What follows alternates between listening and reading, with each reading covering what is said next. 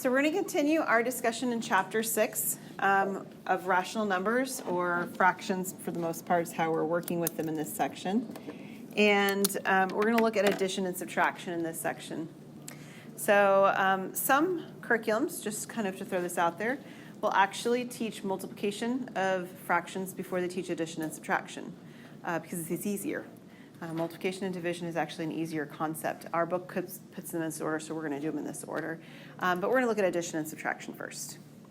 So first, some definitions. Addition of rational numbers with like denominators. So if we have a over b and c over b, and they're rational numbers, so like denominators, the way we add them together is we just add their numerators. A plus c over b. Notice it's not over b plus b, it's just over b. And then if we have unlike denominators, a over b and c over d, and we add them together, we actually have to make sure that we get the denominators to match. And one way to do that is to multiply the a times the d and the b times the c, and then add those, and then multiply the two denominators together, and we have kind of a smiley face going on. That works pretty well when the denominators are kind of small. If you had large denominators, you probably wouldn't want to do it this way. There's maybe another option that would work better for you. But for small denominators, this is a pretty good place to start. And if you were working with kids at the beginning of this kind of an idea, they would be small denominators. We're going to encounter some of both, but this is the definition.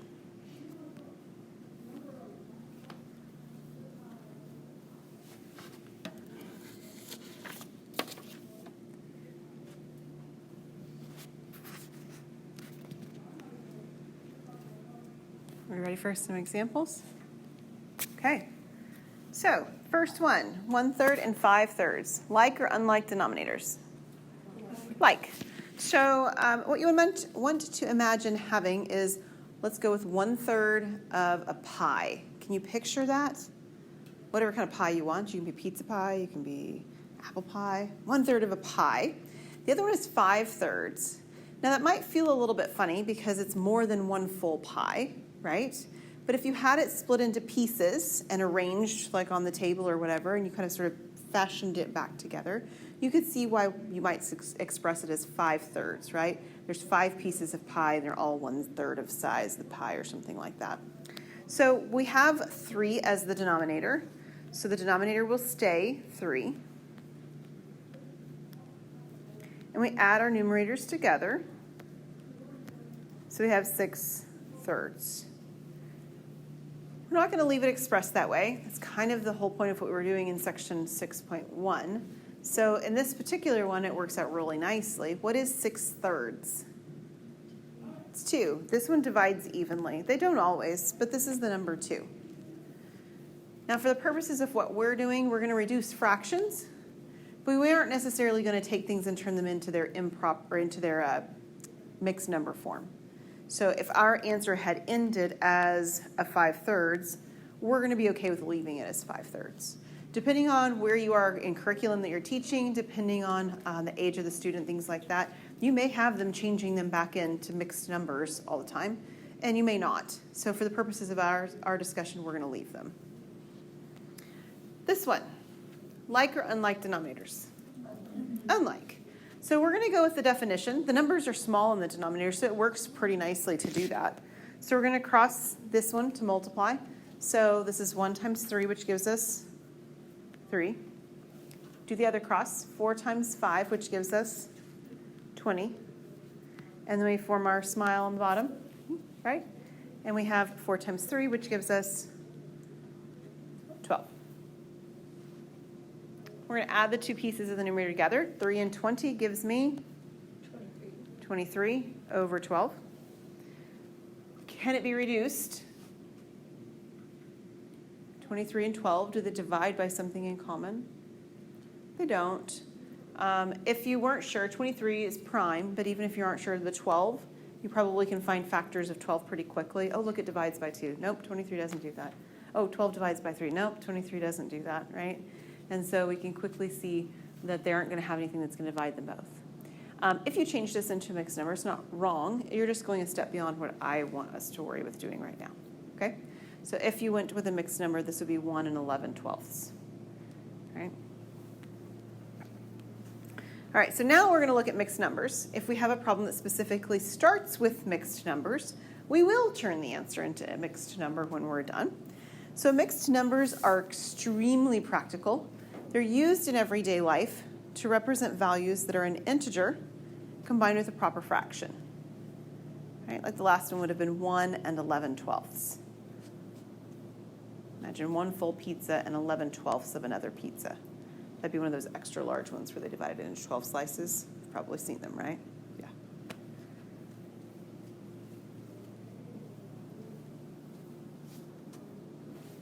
All right, so for example,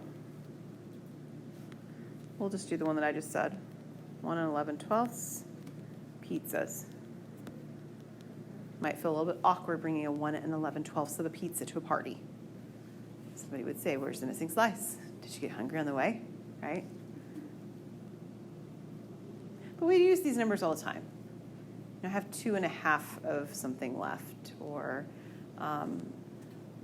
you're an in-between sizing in your shoes. Does anybody wear an in-between size in shoes? Like an 8.5 or a 7.5. We use these kinds of numbers all the time. So we're going to talk about how we change into and out of these numbers. So this is 14/3 that we're looking at. We're going to turn it into a mixed number. If we've got an improper fraction, that's what this is called. Turning this into a mixed number is just an operation in division. Okay? So you're dividing 14 by 3. Like literally 14 divided by 3. So how many 3s are there in 14? There's 4.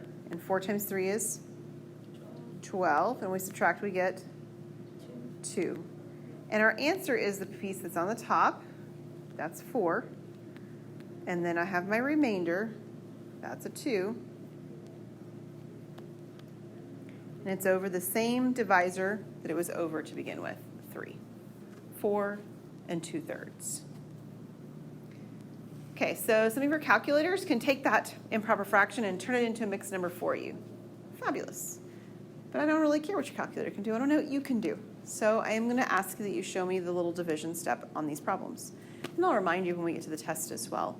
You got to show that part, okay? I'm not going to have a whole bunch of them, but there's going to be a couple probably on there where you're doing some kind of a division, and I want to see it. Right? You're going to expect your students, depending on the age, some of you along the way, to show their division, right? Most of you don't intend to teach, high school, 9th grade, 8th grade math, and that's usually the first time students are really using calculators to a large degree. So they're going to be doing these things by hand, so we're going to show them by hand. All right, we're going to go the other direction. This one is now a mixed number, and we're going to turn it into an improper fraction. Now, this one happens to be negative. So my answer is going to be negative. So very much like when we were ordering fractions last time, and I said, let's just ignore the negatives till the end. We're going to do the same thing here. We're going to ignore the negative until the end. And we don't want to forget about it, but we are going to ignore it in the process. So we have 3 and 5/8. I'm going to show you the shortcut first, and then I'm going to explain why the shortcut works. So the shortcut is that we're going to multiply 3 times 8, and we're going to add the 5 to it. So 3 times 8 is 24. 24 plus 5, 29. And we get 29 over the same 8 we started with. So that's real quick. It's got a really nice picture kind of view to it, right? I'm a visual person. I love cues like that. That's my thing. So this one resonates with me considerably. But there's a mathematical justification behind it that I think you should probably be aware of. It's not just some hand waving that it just works. It's not like that. So we'll use this as our example. We have 3 and we have 5/8. Now, normally if we had 2 fractions and we wanted to add them together, they'd need a common denominator, right? Well, 3 is not a fraction. At least it's not written in fractional form, but it can be written in fractional form. We're going to write it as 3 over 1 and 5 over 8. That's what 3 is. It's 3 divided by 1. Just another way of expressing it.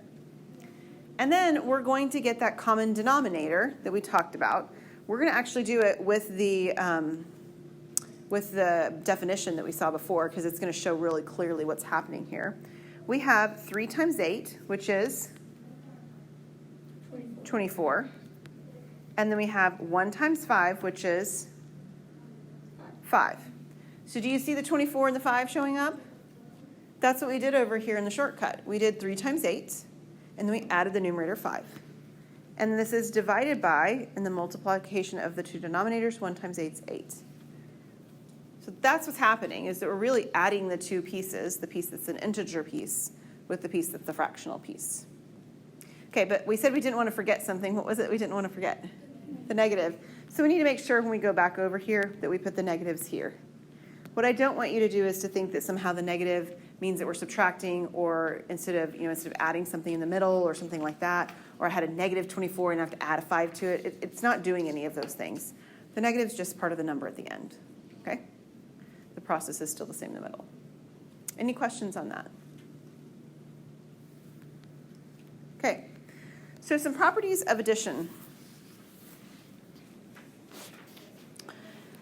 The additive inverse property of rational numbers says that for every rational number a over b, there is a unique rational number negative a over b, such that a over b plus negative a over b is equal to 0. Now, this shows up before we ever introduce rational numbers in like a fractional sense. It happens when we introduce integers into the situation. So when we have 5, it has an additive inverse, it's negative 5. And when we have 52, it has an additive inverse, it's negative 52. And this is saying fractions do the same thing. If we have 5/7, its additive inverse is negative 5/7. And it works when we take negative numbers too. So if we have negative 3/10, its additive inverse is positive 3/10. So there's this natural pairing of these two numbers based on the sign, and we add them together, you get 0. This is really important because this is how we move into solving equations eventually. If we didn't have the ability to have an inverse, an additive inverse for a number, we couldn't move something to the other side of the equation. How would we shift it? We'd have no way to sort of zero it out or cancel it out. This is actually what allows us to do that, these additive inverses. Hand in hand with that, we have the property of equality, also used in equations. The property of equality says that if I have two equal fractions, right, maybe they just look different, right, like 1/2 and 2/4. So a over b and c over d are equal fractions. And I want to add a number to one of them, e over f. Well, if I add that number to both of the fractions, then they're still equal fractions. Okay? If you increase something to both values, it increases them equally. They stay equal. So you could imagine equations. That's a concrete sort of mathematical picture. Right? You add 5 to the left, you can add 5 to the right. Right? You add something to both sides, it stays the same. So why would we want to add 5? Well, usually because it's an additive inverse for something that we're trying to zero out. Right? We're trying to cancel it. So the last property in this property is what makes a lot of the processes of equations work for us. You can also talk about this very concretely in terms of what happens with like rational or integer numbers, numbers that are whole numbers and so forth like that. So if I'm standing next to, I have one daughter who's my height. If I'm standing next to that one daughter and we're the same height, and then we go put on 2-inch heels, we're both going to still be the same height, right? We've increased both of our heights by the same amount, right? So that's what we're doing here. We're increasing both values, but by the same amount, so they don't stay, they don't change their relationship. They stay in the same relationship. They're both equal still. All right, so we're going to use these properties as we take a look at this question. Specifically, it has mixed numbers in it because I want to show you what happens when we're working with mixed numbers, and there's two ways to work with them. And you're probably familiar with one of them, and maybe not even at all familiar or aware that the other one exists. That's how I was. I learned one way to do this, and that's the way we did it. And that may be the same for you as well. Okay, so first thing is we want the variable x to be alone, all by itself on one side, right? So in order to do that, we need to take the piece that's connected to it, in this case with subtraction, and we want to move it to the other side. That's our goal. We want to get rid of it. We have to use those last two properties that we talked about in order to do that.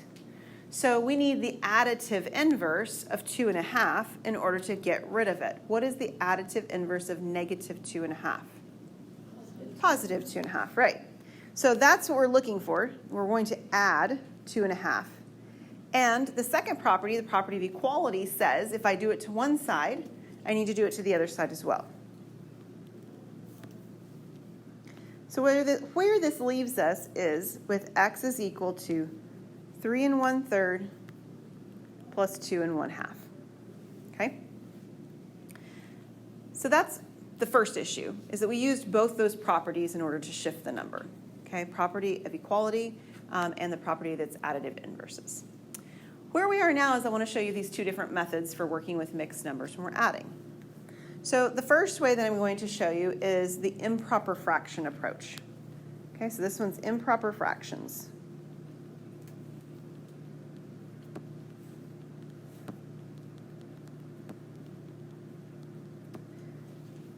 So the way this works is we take each of those fractions that we were given, the mixed numbers, and we turn them into improper fractions.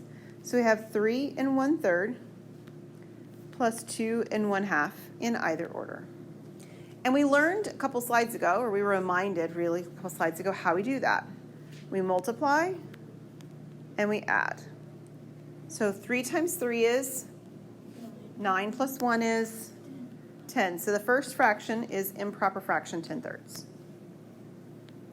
We have 2 times 2, which is 4, plus 1, which is 5. And we have 5 halves. Now, when the numbers are small, this works pretty well. This is a pretty good strategy when the numbers are small. It's not terrible. Okay? It's more cumbersome when the numbers get bigger. It just is.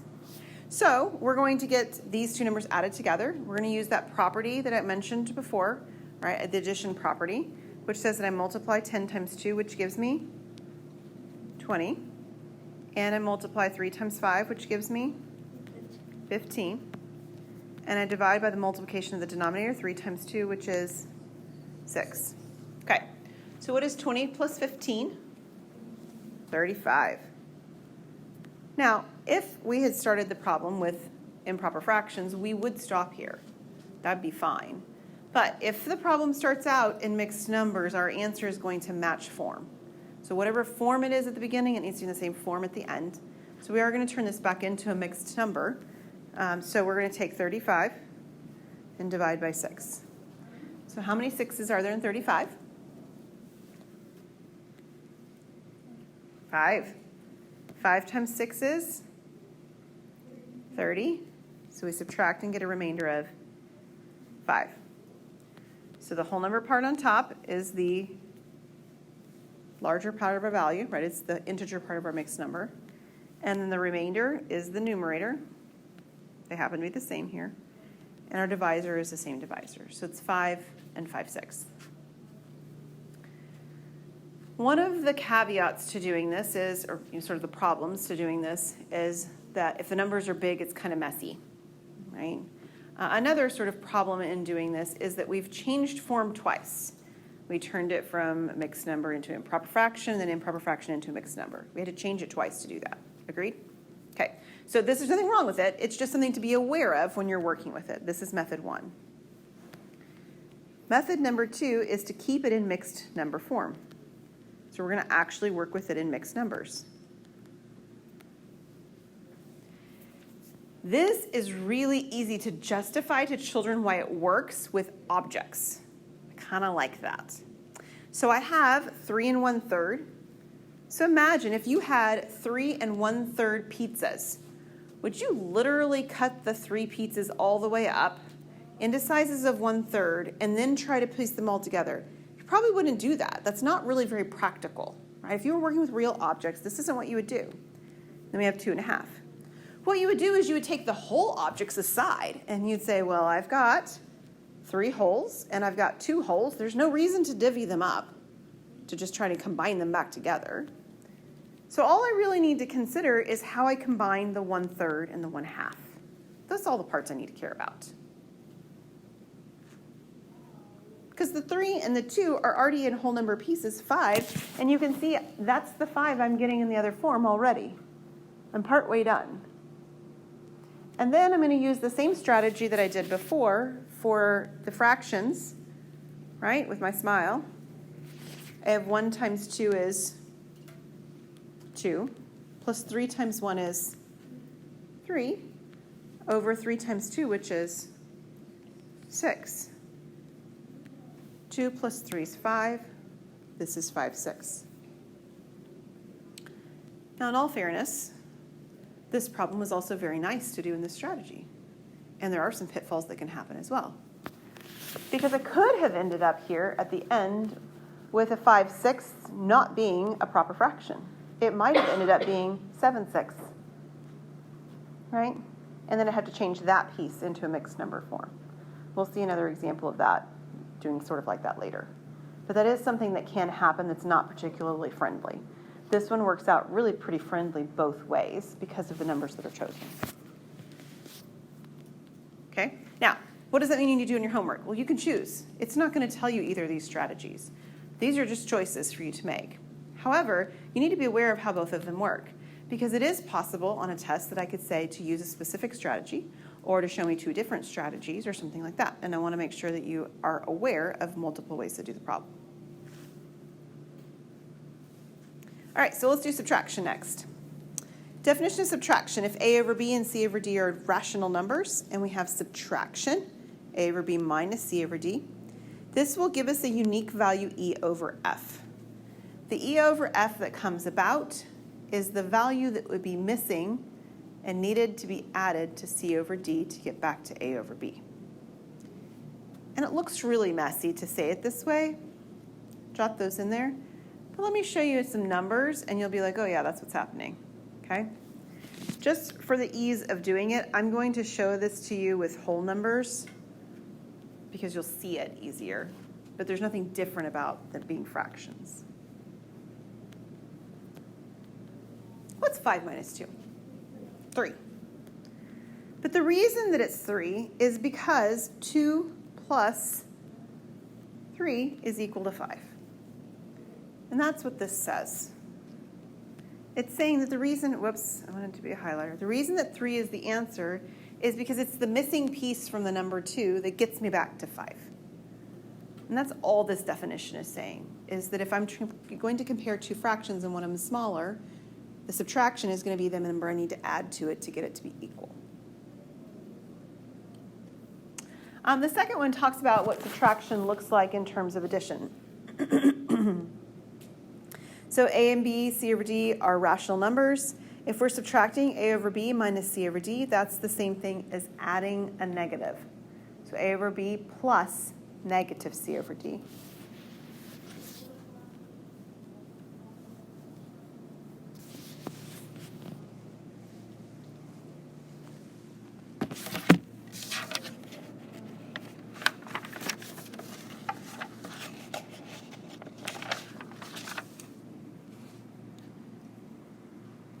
Okay, a couple more, and then we're going to do some examples. So if we're subtracting numbers that have like denominators, this is much like our slide before that had this. If we're subtracting them and they have like denominators, we just subtract across the top. The denominator stays the same. Right? You have 7/8 of a pizza left over from a party, and you eat 2/8 of it. Well, 7/8 minus 2/8 is 5/8. That's what's left. There is, once again, still some pizza left, and it's 5 over 8.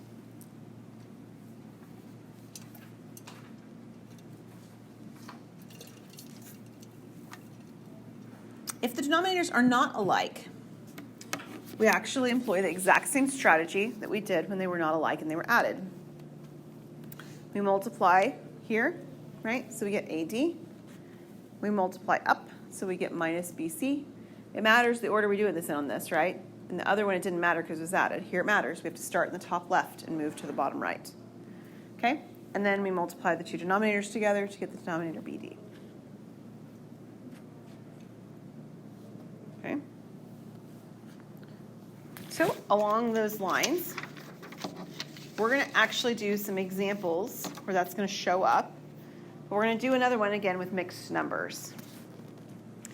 I'm going to show you two strategies, and the two strategies are the same strategies we did before, where we keep things improper and where we keep things in mixed number form. And we're going to see some of the pitfalls of both on this particular one because it's a bit messier.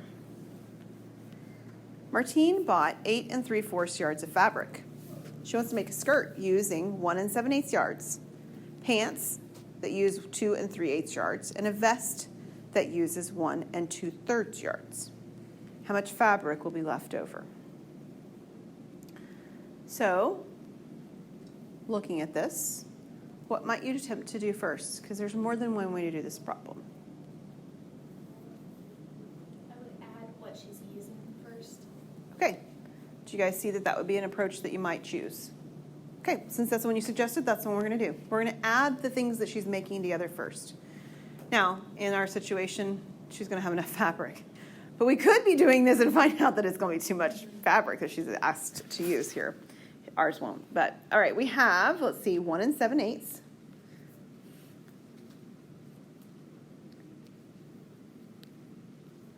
Plus 2 3/8. Plus 1 2/3. Now, I'm not going to add it just yet, but what are we going to do after we get the value that we get when we combine all this and it simplifies down nicely? What are we going to do next? Subtract it from 8 3/4. Yeah, we're going to subtract this from my 8 3/4. So this is the net sum of what I'm trying to do. Another option is that you could take the 8 3/4 and subtract each piece off one at a time. It's not necessarily more work, it's just a different approach. Okay, so we're going to do the addition first, the part that's in the parentheses. Now, some of these pieces are easy to add together and some of them are messier. We have some whole number pieces. I have 1, 2, and 1. So I'm going to do the mixed number approach first. 1, 2, and 1. And then we have 7/8, 3/8, and 2/3. So I'm going to keep writing my 8 3/4 as I go, but I'm not going to do anything with it except to rewrite for the moment. 1 2 and 1 is 4. 7/8 and 3/8. Those have like denominators, so those aren't too bad to add together. What do you get? You get 10/8. There is a bit of a problem with 10/8 in terms of what we're doing. What might that be? It's an improper fraction, so we might want to go ahead and adjust that now. We could do that. So 10/8 would actually be what? 1 2/8. So I'm going to write it as 1 plus 2/8 plus my 2/3. It's kind of tempting to take the 2/8 and make it 1/4, and it wouldn't be wrong if you did. But you might notice that, oh, actually, I'm sorry. I was thinking we had 8s on the outside. We don't. We actually have 4s on the outside. It might actually be practical to do so. So we will do so. I had lost track of where my 8s were. So let's see, 8 3/4. It's because I keep losing them, right? Leaving them off. Okay, so I have 4 and 1, that's 5. I have a 1/4 and I have a 2/3.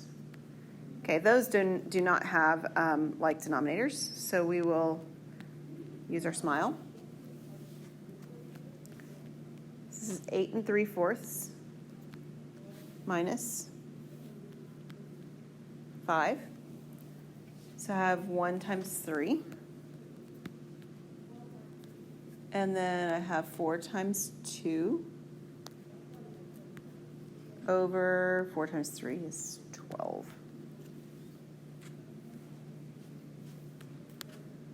Okay, so we have 8 3/4. You might be saying, is the other way any shorter? The answer is no. These are both going to be long directions. No matter which one you do, they're going to be long. 8 3/4 minus, have 5 and what? 11/12. Okay, So we haven't seen what to do when we do a mixed number subtraction, legit. Like we're down to 2 numbers now, so we're actually going to subtract. All we had seen before was what we did with addition, and it worked out really nice. This one doesn't work out quite as nice. So we are going to separate the whole number pieces from the mixed number pieces to start with. So 8 minus 5, and I have 3/4, and it's actually minus 11/12, right? That 11/12 is negative just like the 5 is negative. 8 minus 5 is fine, that's 3. I need some denominators that match on the next one, but I don't really want to do smileys. You can do it if you want. But I happen to notice when I'm looking at this that 12 is a multiple of 4. So it's going to get bigger than I need to if I actually end up multiplying them together. If you do it that way, it's okay. You're just going to end up creating some bigger numbers than I'd rather not work with. So I'm going to just multiply the first one by 3, and they'll then be matching. Right? We've got our 12 as our denominator then. So I have 9 over 12 minus 11 over 12. Okay, so that's okay. What happens when I do 9 over 12 minus 11 over 12?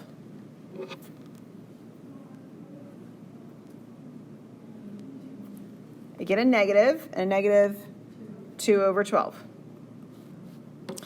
Feel free to reduce the 2 over 12 if you'd like. That's 1/6. But I'm not done with my problem. The problem here is that with addition, I could just push them aside. I just push them together and I'm done, right? If it said 3 plus 1/6, it'd be 3 and 1/6, but it doesn't say that. It says 3 minus 1/6. So you might be tempted to say, okay, well, let's just get common denominators and subtract. But then we would be turning something into an improper fraction, and this is what this is not supposed to be. So what do I do about that? Well, what we actually do, and this is what you would do if you really had this object, is you would not cut the 3 yards. Like this is 3 yards, and I need to take 1/6 away from it. You would not literally cut 3 yards all apart into 6. You wouldn't do that, right? You just cut the 1/6 off of the 3 yards that you need. Just one little piece would be affected. So the way that we represent that is we're going to take our 3 yards, whoops, sorry about that, and we're going to split it into 2 yards and 1 yard. And this 1 yard only is going to be 6 over 6. Just 1 yard of it. Only 1 yard is going to be, taken and turned into pieces.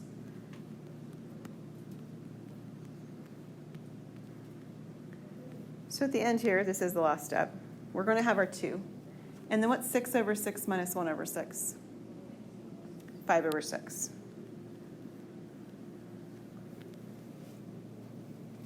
Okay, so I'm going to push pause right there because we're at about 15 minutes left and we're going to do group work from 6.1.